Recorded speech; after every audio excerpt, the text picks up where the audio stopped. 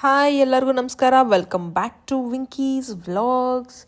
ಇವತ್ತು ನಮ್ಮ ಚಾನಲಲ್ಲಿ ತುಂಬ ಸಿಂಪಲ್ಲಾಗಿ ಶಾವಿಗೆ ಪಾಯಸ ಹೇಗೆ ಮಾಡೋದು ಅಂತ ನೋಡೋಣ.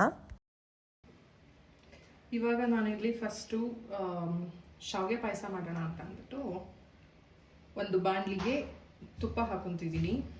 ಸ್ವಲ್ಪ ಜಾಸ್ತಿನೇ ತುಪ್ಪ ಹಾಕೋಣ. ಸೊ ಇವಾಗ ಇಲ್ಲಿ ನಿಮ್ಗೆ ಬೇಕಾಗಿರೋ ಅಷ್ಟು ದ್ರಾಕ್ಷಿ, ಗೋಡಂಬಿ, ಬಾದಾಮಿ ಆ್ಯಂಡ್ ಪಿಸ್ತಾ ಇದ್ರೆ ಪಿಸ್ತಾ ಸ್ವಲ್ಪ ನಿಮ್ಗೆ ಎಷ್ಟು ಬೇಕಷ್ಟನ್ನ ಹಾಕೊಳ್ಳಿ.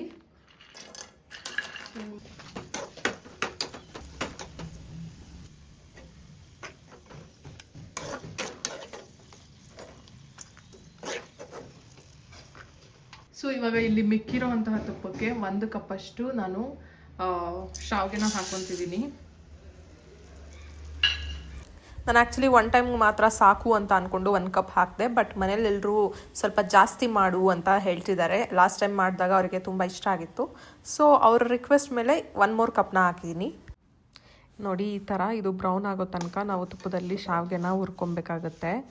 ಈ ಥರ ಹುರ್ಕೊಂಡು ಆದಮೇಲೆ ನೀವು ಇವಾಗ 1 ಕಪ್ಪಷ್ಟು ಶಾವಿಗೆ ತೊಗೊಂಡಿದ್ದೀರಾ ಅಂದರೆ ಅದಕ್ಕೆ 1:3 ಅಷ್ಟು ನಾವು ಹಾಲನ್ನು ಹಾಕಬೇಕಾಗತ್ತೆ.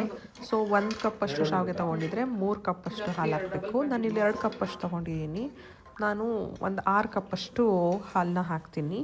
ಅಂದರೆ ನಾನಿಲ್ಲಿ ತೊಗೊಂಡಿರೋದು 1 ಲೀಟ್ರ್ ಹಾಲು ತೊಗೊಂಬಂದಿದ್ದೀನಿ ನಾನಿವತ್ತು ಶಾವಿಗೆ ಮಾಡೋದಕ್ಕೆ ಅಂತ ಅಂದ್ಬಿಟ್ಟು.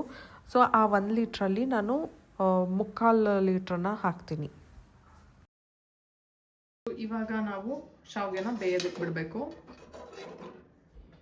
ನೋಡಿ, ಇವಾಗ ಸ್ವಲ್ಪ ಬೆಂದಿದೆ ಅಂತ ಅನ್ನುವಾಗ ನೀವು ಇದಕ್ಕೆ ಇವಾಗ ನಿಮಗೆ ಎಷ್ಟು ಬೇಕೋ ಅಷ್ಟು ಸ್ವೀಟನ್ನ ನೀವು ಪರ್ಫೆಕ್ಟ್ ಮೆಷರ್ಮೆಂಟಲ್ಲಿ ವಿತೌಟ್ ಟೇಸ್ಟ್ ನೋಡದೆ ನಿಮಗೆ ಸ್ವೀಟ್ ಕರೆಕ್ಟಾಗಿರಬೇಕು ಅಂತ ಅನ್ನೋದಾದರೆ ನಾನು ಹೇಳೋದನ್ನು ಫಾಲೋ ಮಾಡಿ. ಲೈಕ್ ನೀವು 1 ಬಟ್ಲಷ್ಟು ಶಾವಿಗೆನ ನೀವು ತೊಗೊಂಡ್ರೆ ಅದೇ ಮೆಷರ್ಮೆಂಟಲ್ಲಿ 1 ಬಟ್ಲಷ್ಟು ಸಕ್ಕರೆನ ನೀವು ತೊಗೊಂಡು ಮಾಡಿದ್ರೆ ಸ್ವೀಟ್ ಪರ್ಫೆಕ್ಟ್ ಆಗಿರುತ್ತೆ.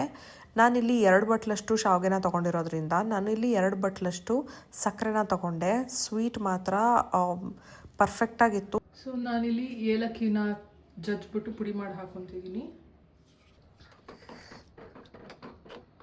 ನಿಮ್ಮ ಮನೇಲಿ ಬಾದಾಮ್ ಪೌಡ್ರ್ ಇದ್ದರೆ ಬಾದಾಮ್ ಪೌಡ್ರನ್ನು ಸ್ವಲ್ಪ ಹಾಕೊಬೋದು, ಇಲ್ಲಾಂದರೆ ಅದನ್ನು ಸ್ಕಿಪ್ ಮಾಡ್ಬೋದು. ಇವಾಗ ಪಾಯಸ ರೆಡಿ ನೋಡಿ. ಇವಾಗ ನೀವಿಲ್ಲಿ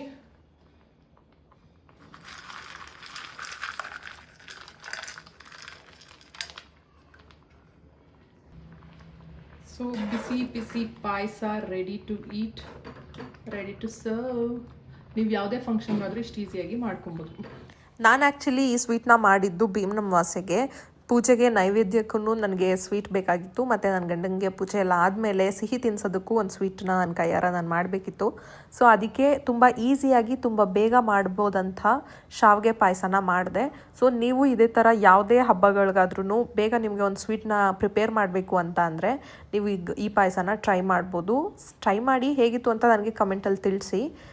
ನೆಕ್ಸ್ಟ್ ನಿಮಗೆ ಯಾವ ವಿಡಿಯೋ ಬೇಕು ಅಂತ ಕಮೆಂಟಲ್ಲಿ ನನಗೆ ಸಜೆಸ್ಟ್ ಮಾಡಿ. Thanks for watching. ಬಾಯ್.